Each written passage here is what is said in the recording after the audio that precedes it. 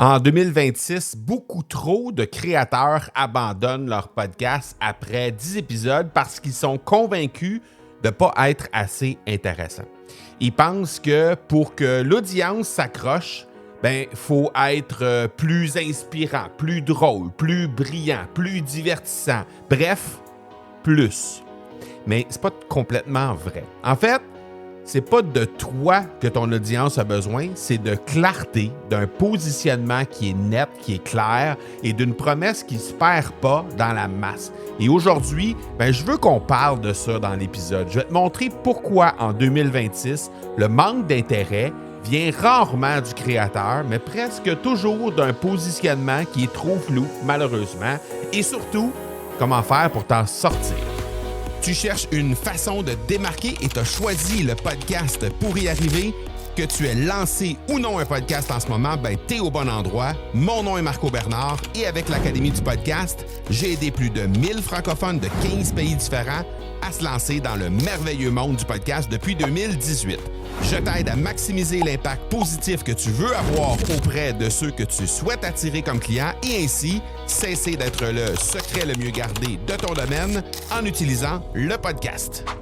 90% des podcasts arrêtent avant l'épisode 20 et c'est pas parce que les créateurs manquent d'idées.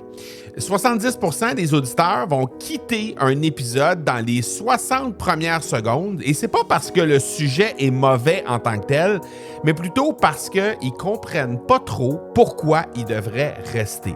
Et tout ça, ça pointe vers un seul et même problème et c'est le positionnement. Et aujourd'hui, je veux non seulement parler de ce positionnement-là, mais aussi t'offrir des clés pour pouvoir faire en sorte que ton positionnement à toi vienne se placer de la bonne façon et faire en sorte que tu puisses aussi, évidemment, intéresser les auditeurs à d'abord, évidemment, se pointer sur tes épisodes, mais aussi rester sur tes épisodes après que tu aies passé l'accroche, l'intro, bref, la première minute de ton épisode de podcast.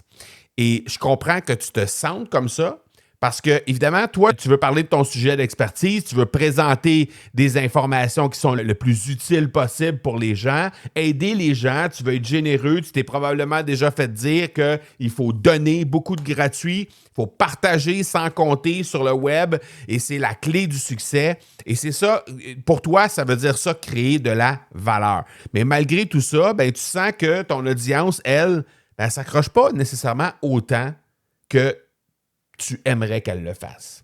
Et tu commences peut-être à te demander si c'est toi qui es le problème et que peut-être tu n'es pas assez intéressant ou peut-être que tu ne sais pas trop comment bâtir les choses. La vérité, c'est que sans intention réelle derrière ton contenu, derrière chaque épisode, sans structure et sans la posture de leader que tu peux dégager au travers de chacun des épisodes de podcast, ton audience, elle va rester un peu ambiguë sur le truc. Hein?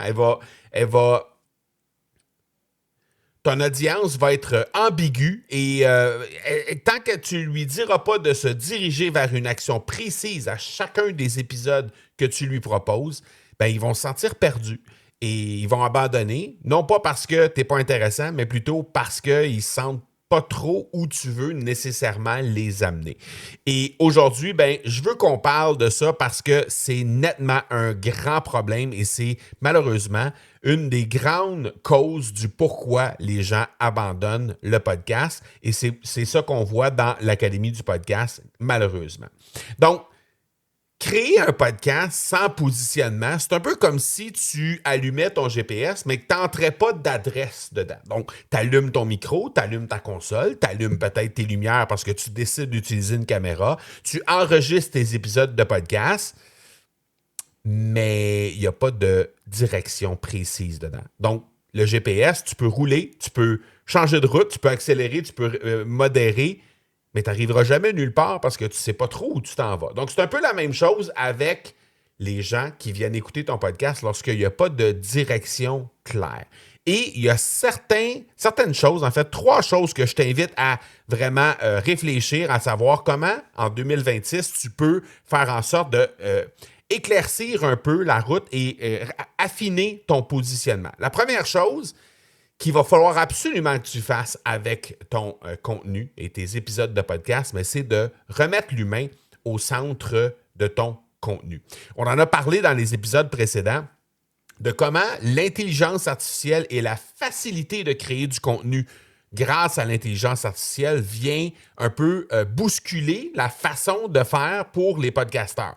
Et la seule façon qu'on va pouvoir battre l'intelligence artificielle en tant qu'être humain, c'est justement de rester humain. C'est notre plus-value à nous, les humains. Donc, tant et si longtemps qu'on va arrêter de vouloir créer le contenu le plus parfait possible, arrêter de vouloir corriger, enlever toutes les hésitations qu'il peut y avoir dans les épisodes de podcast, tous les silences, enlever les moments où on bégaye, où on se trompe. Tant et si longtemps qu'on va vouloir faire ça pour avoir un contenu qui est le plus léché possible, ça va faire en sorte, malheureusement, qu'on va jouer le jeu de l'intelligence artificielle qui, elle, évidemment, va créer du contenu qui va être parfait, qui va pas avoir de bégaiement dedans, qui va pas avoir de phrases qui vont être reprises, puis qui va pas non plus avoir des longs silences intentionnellement. Donc, remettre l'humain au centre du contenu en 2026 devrait être ta priorité numéro 1. Donc, ça veut dire quoi? Comment ça se traduit tout ça? Ça veut dire arrêter de scripter les épisodes. Ça veut dire animer des épisodes de podcast comme si tu étais assis avec un ami à une table à café et juste échanger avec cette personne-là, tout simplement.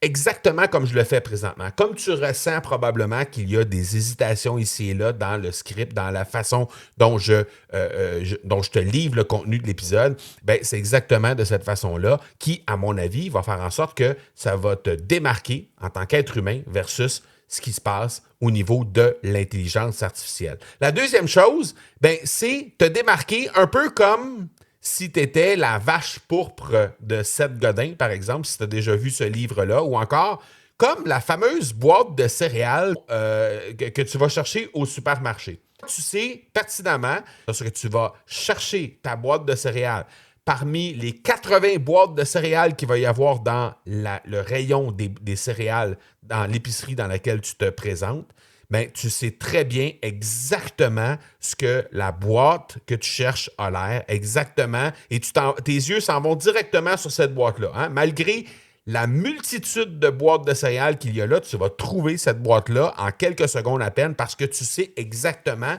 à quoi elle ressemble et tu sais exactement comment la trouver. Donc, je t'invite à faire exactement la même chose avec ton podcast, c'est-à-dire de développer cette couleur-là, de développer ce branding, si tu me prêtes l'expression anglophone, ce branding-là pour ton podcast et de faire en sorte que cette couleur-là, cette personnalité-là, elle soit là épisode après épisode. Et toi, si tu te reconnais là-dedans et si les gens à qui tu t'adresses se reconnaissent là-dedans, ils vont pouvoir reconnaître ton contenu, ils vont pouvoir s'associer à ce contenu-là et évidemment, ils vont pouvoir s'accrocher sur ton podcast et faire en sorte de pouvoir revenir épisode après épisode. Et la troisième chose que je t'inviterais à revisiter par rapport au fait d'animer un podcast en 2026, c'est de répondre à la soif grandissante d'authenticité. Parce qu'aujourd'hui, il y a plus de 50% de ce que tu vois sur ton fil d'actualité sur les médias sociaux qui est créé par de l'intelligence artificielle. Et je le sais parce que récemment, on a commencé à faire une campagne de publicité et c'est moi qui fais les vidéos pour la campagne de publicité en question pour une promotion qu'on va faire très bientôt. En fait, une série de 3 masterclass et je vais t'en reparler un peu plus loin dans l'épisode. Mais on est en train de faire en fait une campagne de publicité et il y a eu plusieurs personnes qui m'ont posé la question à savoir est-ce que c'était moi réellement qui faisais la vidéo ou est-ce que c'était une vidéo qui était faite avec l'intelligence artificielle. Les gens ont besoin d'authenticité. Les gens ont besoin de savoir qu'il y a toujours des humains derrière le contenu et faire en sorte qu'ils vont s'associer à ces gens-là. Et le storytelling que tu vas mettre à l'intérieur de tes épisodes de podcast, donc les histoires que tu vis, exactement comme celles que je viens de te raconter et comme je t'ai raconté un peu plus tôt aussi, les analogies, les contre-exemples, les histoires que toi tu peux raconter de toi, comme de ton vécu à toi ou encore des gens que tu as eu la chance d'accompagner, toutes ces choses-là vont venir un peu remettre l'humain au centre, un peu comme on le disait, comme le premier point, le premier item que je t'ai proposé de revisiter en fait en 2026, ben ça va faire en sorte de remettre tout ça au centre et faire en sorte que cette soif d'authenticité-là ben, soit un peu mieux servi, si on peut dire, avec du contenu qui va vraiment être humain. Et comment tu peux réussir à faire ça? Ben, tu peux réussir à faire ça en faisant 5 étapes. Je vais te donner 5 étapes très rapidement. Et si tu veux en savoir plus sur ces 5 étapes-là, et entre autres aussi les 3 trucs que je t'invite à revisiter, ben, je te le dis tout de suite, on anime une série de 3 masterclass. Et cette série de 3 masterclass-là, ben, ça va venir présenter en fait ce que nous, on appelle chez nous l'ère du podcast stratégique. Et c'est quoi l'ère du podcast stratégique? Ben, c'est justement cette façon de structurer, de mettre la stratégie au centre, la stratégie de ton podcast, bien sûr, au centre de ta création et faire en sorte que l'humain vienne servir la stratégie et servir l'intention derrière ton podcast, mais aussi derrière chacun des épisodes que tu crées. Et ça, ben, on anime ça à compter du 12 janvier prochain. Mais il y a de fortes chances que si tu captes l'épisode après le 12 janvier, ben, que si c'est dans les jours qui suivent, ben, tu peux toujours t'inscrire et revoir les reprises, évidemment. Mais si jamais c'est beaucoup plus tard, ben, il n'y a pas de souci parce qu'on va te diriger vers une autre ressource qui va te permettre de pouvoir accéder quand même à ça. C'est-à-dire comment faire en sorte que tu vas créer du contenu qui va correspondre à ce qu'on fait en 2026, c'est-à-dire d'avoir un contenu qui est stratégique et intentionnel. Donc, tu peux te rendre au www.academypodcast.com/stratégique pour t'inscrire. C'est tout à fait gratuit. 3 masterclass tout à fait gratuites. Donc, je t'invite à jeter un coup d'œil là-dessus. Maintenant, 5 étapes que je vais passer en rafale pour que tu puisses vraiment avoir un podcast qui va devenir stratégique. La première chose, c'est de définir une cible et une niche qui est claire. Et ça, malheureusement, beaucoup de gens vont commencer par le sujet. Ils veulent lancer un nouveau podcast, ils vont commencer par le sujet plutôt que de commencer par la cible et la niche. Et c'est une erreur monumentale parce que si on commence en pointant vers la bonne personne qu'on veut servir, pour qui on veut créer le contenu plutôt, ben ça fait en sorte automatiquement qu'on va créer du contenu avec lequel les gens vont s'associer beaucoup plus facilement, avec lequel les gens vont raisonner beaucoup plus facilement. Donc ça, c'est la première étape. La deuxième étape, c'est de relier ton contenu avec une passion personnelle. Pourquoi?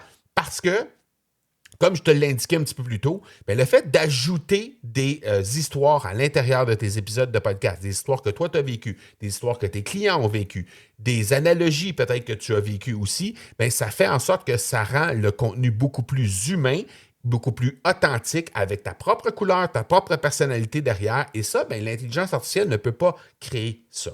Alors, relier ton contenu à une passion personnelle va faciliter le fait de pouvoir injecter des histoires, injecter du vécu à l'intérieur du contenu que tu vas créer. D'ailleurs, Steven Bartlett, c'est un animateur de podcast américain qui a commencé son podcast avec seulement 40 auditeurs. Mais lui, ce qu'il s'est dit, c'est « Je veux mettre l'humain vraiment au centre de mon podcast. » Et même si au début, il y avait seulement 40 auditeurs, la spécificité de sa promesse, c'était justement de toujours viser vers cette audience-là et c'est devenu un incontournable. Et ce que ça a fait, en fait, c'est que son podcast est maintenant rendu à une valeur de 425 millions de dollars. Donc, tout simplement parce qu'il a choisi un positionnement dès le départ, c'est-à-dire qu'il a décidé de s'adresser directement aux leaders, s'adresser directement aux entrepreneurs qui veulent devenir un CEO et il n'a pas dérogé de cette cible-là. Et évidemment, ben, ça fait en sorte qu'aujourd'hui, son podcast, commencé avec seulement 40 auditeurs au départ, a une valeur maintenant à 425 millions de dollars. C'est fou. Mais tout ça pour dire que lorsqu'on a une niche, une cible claire et qu'on relie le contenu à une passion personnelle qui est précise, bien, ça fait en sorte qu'on est capable de bien faire les choses et de bien livrer le contenu directement à notre audience. Troisième étape, c'est d'apprendre à raconter et à développer son storytelling. Encore une fois, pour la même raison que j'ai indiqué un peu plus tôt, c'est-à-dire que lorsqu'on va injecter des trucs personnels, des trucs authentiques derrière chacun de nos épisodes de podcast, mais ça va faire en sorte que les gens qui nous écoutent vont se reconnaître dans ça, vont adopter l'humain derrière le podcast d'abord, plutôt que le contenu et les informations qui s'y trouvent, et ça va faire en sorte que les gens vont vouloir poursuivre l'aventure et se faire accompagner par un humain parce que personne ne veut se faire accompagner par une machine. Quatrième étape, c'est de diriger chaque épisode vers une intention précise. Et ça, c'est la première étape de notre grille des 4C. C'est-à-dire que dès qu'on commence à créer un épisode de podcast, la première information, outre évidemment la date de l'épisode qui est demandée, c'est quelle est l'intention précise derrière l'épisode de podcast que tu t'apprêtes à créer. Et ça, ça doit être crucial, ça doit être au centre de chacun des contenus que tu crées. Et finalement, la cinquième et dernière étape que je te propose de revisiter en fait et qui va faire en sorte que ton contenu va se démarquer en 2026, c'est de cesser d'informer et de plutôt créer du contenu qui va transformer. Aujourd'hui, dans l'épisode que tu es en train d'écouter, on est rendu à la 17e minute de cet épisode-là. Je t'ai donné de l'information, évidemment. Mais je ne t'ai pas donné que de l'information. Je t'ai donné des informations qui vont te permettre de pouvoir aller plus loin. Je t'ai donné des informations qui vont vraiment te permettre de passer à l'action, de pouvoir te transformer, de pouvoir apprendre à créer ton contenu de la bonne façon en 2026. Je t'ai proposé une étape suivante pour être capable de créer du meilleur contenu. Je t'ai proposé des ressources en lien avec tout ça. Et je te propose aussi, évidemment, la possibilité de pouvoir passer à l'action avec nous à l'Académie du podcast. Tout ça en te donnant à la fois de l'information, à la fois en créant du contenu qui va s'adresser directement à toi, qui t'a permis de découvrir des histoires aussi en cours de route et qui, évidemment, dans lequel je t'ai fait part de mon propre vécu et qui fait en sorte, bien évidemment, qu'on puisse être capable de pouvoir poursuivre cette transformation-là ensemble au fil du temps. Donc, tout ça pour dire qu'il faut arrêter de vouloir informer à tout prix à chaque épisode, mais plutôt transformer les gens à chacun des épisodes. Et ça, de la façon dont on va le faire, c'est de comprendre comment structurer nos épisodes, épisode après épisode, structurer notre discours, structurer notre façon d'accrocher les gens et de faire en sorte que les gens soient réaccrochés au fur et à mesure qu'on avance l'épisode. Lorsqu'on fait un épisode comme celui d'aujourd'hui qui va durer une vingtaine de minutes, on se doit de utiliser, par exemple, des déclencheurs magnétiques. Ces déclencheurs-là, c'est des déclencheurs qui permettent d'aligner les gens et de réaccrocher les gens au fur et à mesure qu'on avance dans l'épisode. On n'a pas besoin de faire ça à toutes les minutes ou à toutes les 2 minutes, mais à toutes les 3, 4, 5 minutes, il faut utiliser des déclencheurs magnétiques pour faire en sorte que les gens ne décrochent pas et ne se lassent pas de notre contenu. Donc, apprendre à raconter, apprendre à structurer ces épisodes-là, c'est ce qui fait la différence en 2026 et c'est ce qui fait que les humains vont quand même rester à l'avant-poste et vont quand même toujours avoir la cote dans la création du contenu podcast. Alors, je t'invite à réfléchir à tout ça, à modifier tout ça en 2026. Je t'invite aussi sur, encore une fois, la série de masterclass qu'on va animer très bientôt. Tu te rends au www.academypodcast.com/stratégique et ça va pouvoir t'amener directement vers une ressource qui va te permettre de pouvoir découvrir comment on peut t'aider à faire en sorte que ton contenu devienne davantage stratégique et de rester un humain au centre de ton contenu en 2026. Voilà pour cette semaine. On se parle la semaine prochaine. Ciao, ciao.